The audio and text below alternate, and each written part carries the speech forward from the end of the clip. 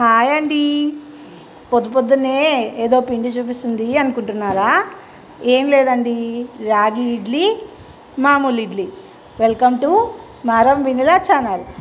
ఇప్పుడు రాగి ఇడ్లీ స్పాట్లో ఎలా చేసుకోవాలనేది మీకు చూపిస్తున్నాను. నానపెట్టాలా, రాగులు అవన్నీ ఏవి లేకుండా రాగి పిండిలో కూడా చేసుకునే విధానం మీకు చెప్పబోతున్నాను.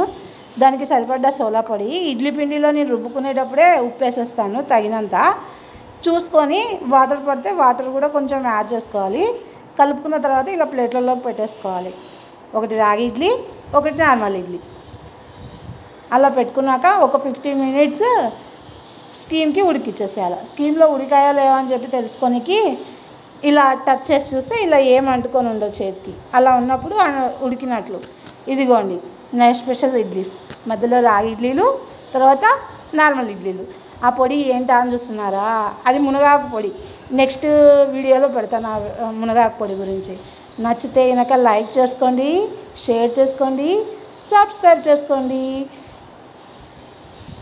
నా ఇడ్లీ స్మూత్గా ఉందా లేదా అనేది మీ ఇంట్లో ట్రై చేసి చూసి చెప్పండి. ఓకేనా? బాయ్.